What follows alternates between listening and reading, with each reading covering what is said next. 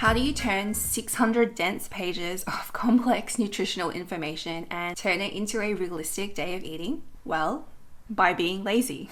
Today, I am going to attempt to eat at least one simple thing from each of Dr. Greger's 11 anti-aging pathways from How Not to Age. When I say simple things, I mean really simple things that don't require any kind of cooking, minimal preparation, ideally next to no effort. So today we're going to start with tea. This is Genmaicha, which is a Japanese green tea with roasted rice in it. And that roasted rice gives this green tea just a really warming flavor that's very different from what you usually get in a green tea bag.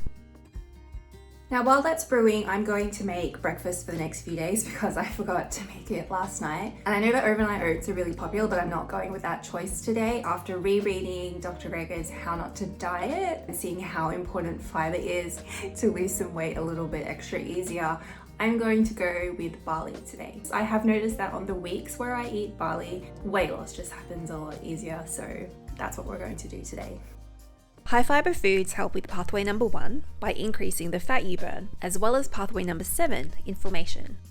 I'm also chopping dates for some subtle sweetness and, of course, some extra fiber. And while that's in the Instant Pot, my tea is ready, and you can see from the lovely color here that it is a good quality tea. Tea helps me with pathway number 3, which is all about fighting off the zombie cells. And it also helps with another 2 anti-aging pathways, so that's 3 for the price of 1. And now just a little bit more breakfast prep, specifically wheat germ, which is very, very high in the anti-aging vitamin. And this helps with pathway number 2. I'd never heard of this before reading How Not to Age, and I thought it would be hard to find, but actually wheat germ's very easy to find in the health food section of the grocery store. To make sure I don't get bored with this barley, I'm going to make one chocolatey and the other one's going to be chai flavored for all of those antioxidants. I'm splitting this barley into 3 serves, but I'm thinking in the end it'll actually stretch to 4. As for this morning, I feel like a chocolatey hit, and then of course there's a tablespoon of that wheat germ, and a tablespoon of flax seeds, also for its fiber and its ability to lower inflammation. Then for pathway number 5, I'm adding in mixed frozen berries and raw walnuts. And now we've got a whole 7 of the 11 anti-aging pathways taken care of, and it's only breakfast. Lunch is greens and beans, or more specifically, Dr. Greger's Ethiopian collard greens and beans from his How Not to Diet cookbook. It's pretty simple to make. Like I said earlier, I'm lazy. And you're basically just sauteing the vegetables and heating up the beans, whilst cooking quinoa on the side. Now, I don't get collard greens in Australia, so this is kale I'm adding instead. And both greens and beans help with pathway number 4, slowing down the epigenetic clock. I've got red quinoa for the extra antioxidants, of course. The beans are also a rich source of plant protein, and this helps with another 2 anti-aging pathways.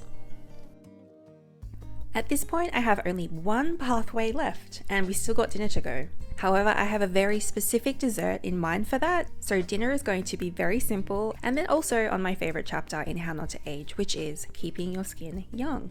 So these chickpeas have fiber in them, which helps prevent wrinkles, and they go straight into the casserole dish. The rice is a type of flecked brown rice that I've got, and that goes straight into.